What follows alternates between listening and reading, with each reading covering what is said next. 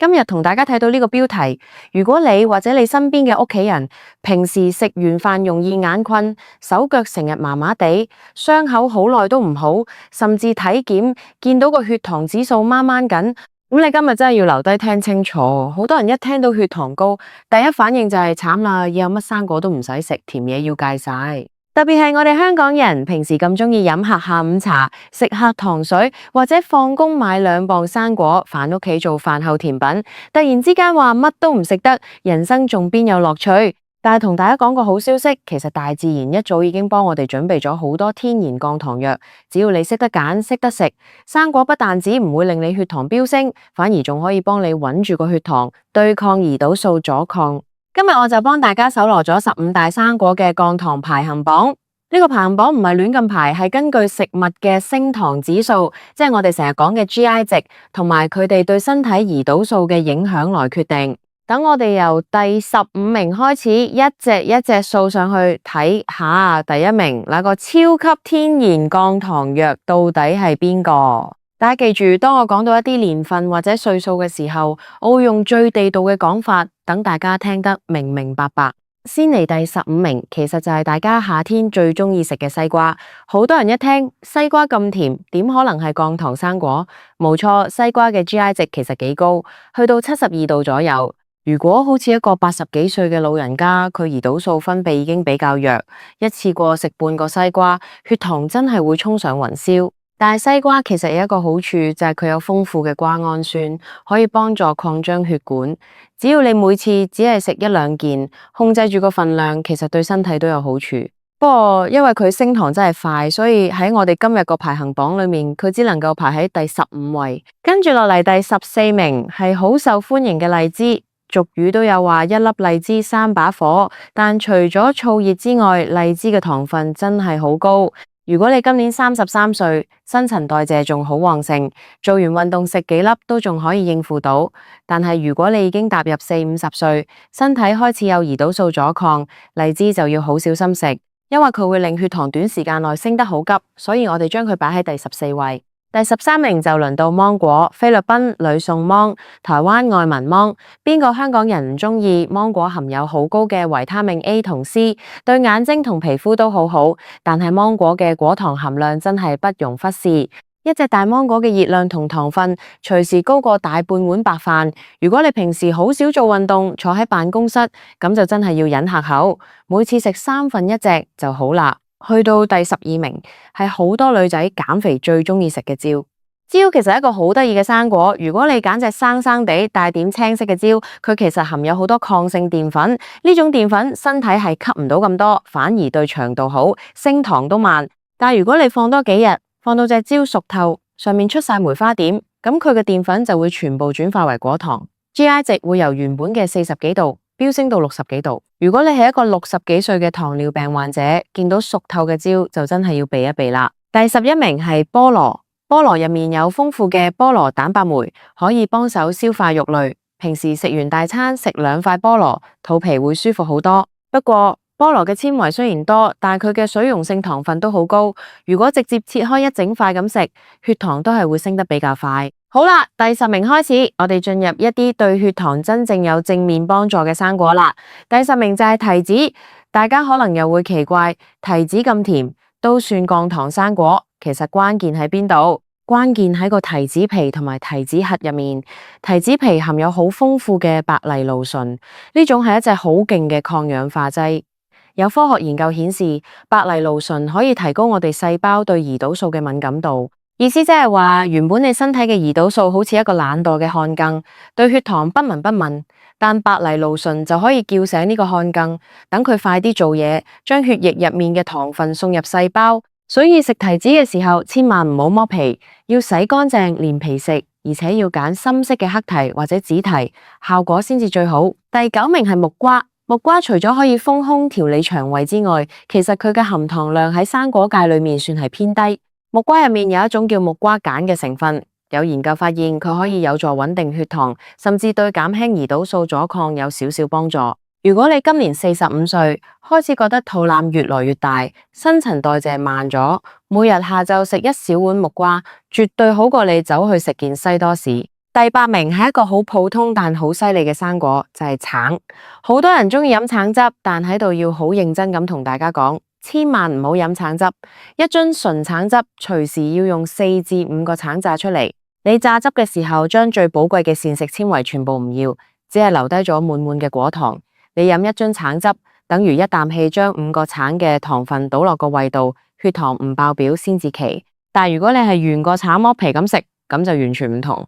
橙裏面有大量嘅果膠同埋維他命 C， 呢啲膳食纖維會喺你個胃入面形成一層啫喱狀嘅嘢，拖慢身體吸收糖分嘅速度。一個橙食落肚，血糖係慢慢升，慢慢跌，非常之穩定。第7名，我哋俾咗車厘子。車厘子一向都係香港人送禮或者自己食嘅高檔生果。車厘子唔單止外表高貴，佢對控制血糖嚟講都係一個好幫手。車厘子嘅 GI 值非常之低，只有22度左右，喺生果之中算係數一數二咁低。最重要嘅係車厘子含有豐富嘅花青素，花青素呢種物質有研究證實可以促進胰島細胞分泌胰島素，從而幫身體降血糖。如果一個70幾歲嘅老人家平時想食啲甜甜地嘅嘢，車厘子絕對係一個安全又健康嘅選擇。不過都要注意，車厘子雖然好，但唔好一次過食一整盒。大約食10到12粒就啱啱好。第6名就係西柚，好多人都知西柚係減肥聖品，但原來佢控糖都好叻。西柚入面有一種好特別嘅抗氧化劑，叫做柚皮素。柚皮素可以增加身體對胰島素嘅敏感性，效果甚至有啲似某啲口服降血糖藥物。有科學家做過實驗，發現如果喺每餐飯前食半個西柚，持續12個星期之後，班受試者嘅體重唔單止輕咗，連空腹血糖同胰島素水平都得到明顯改善。不過有一點要非常注意，如果身邊有長輩，例如一個82歲嘅老人家，佢平時有食開降血壓藥或者降膽固醇藥，就千萬唔好食西柚，因為西柚會影響肝臟代謝藥物嘅速度，令到藥效變得很強，產生危險。入到前5名啦，第5名係桃。無論係水蜜桃定係油桃，只要唔係罐頭嗰啲糖水桃，新鮮嘅桃對血糖都好友好。桃含有好多水分同埋可溶性膳食纖維，可以增加飽腹感。最緊要嘅係桃入面有一種叫酚類化合物嘅東西，佢可以對抗肥胖引起嘅發炎反應，而發炎正正就是導致胰島素阻抗嘅元兇之一。第4名係士多啤梨。紅當當嘅士多啤梨，相信無人會抗拒。士多啤梨嘅含糖量其實好低，但係維他命 C 嘅含量就高到嚇人。食大約6、7粒士多啤梨就已經足夠你一日所需嘅維他命 C。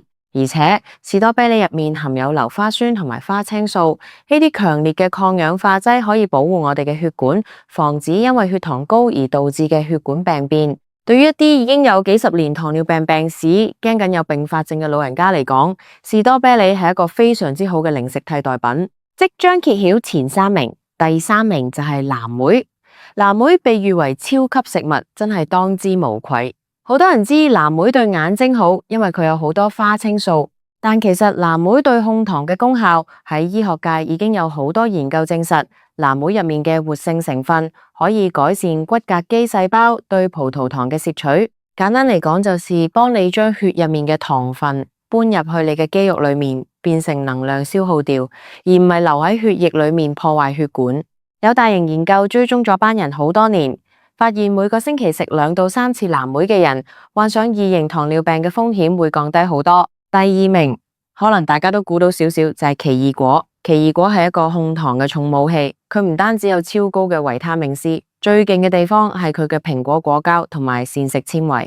奇異果嘅纖維吸水之後會膨脹得好勁，喺你嘅腸胃道入面形成一個保護網，呢個網會好似個嚴格嘅關卡咁，限制住糖分進入血管嘅速度。而且奇異果入面嘅肌醇成分可以模仿胰島素嘅信號傳導，幫助細胞更好咁利用血糖。如果你喺食飯之前或者食飯嘅時候配合一個奇異果一齊食，你會發現你飯後2個鐘嘅血糖會比平時低好多。終於嚟到第1名，呢個被譽為生果界最強天然降糖藥嘅，竟然係最普通最平民化嘅蘋果。大家唔好小看蘋果，俗語話1日1蘋果，醫生遠離我。呢句說話喺控糖界完全係真理。蘋果之所以排第一，關鍵在於佢含有大量嘅蘋果果膠。呢種水溶性纖維唔單止可以拖慢糖分吸收，最神奇嘅係佢去到大腸之後會被腸道入面嘅益生菌發酵，產生一種叫短鏈脂肪酸嘅物質。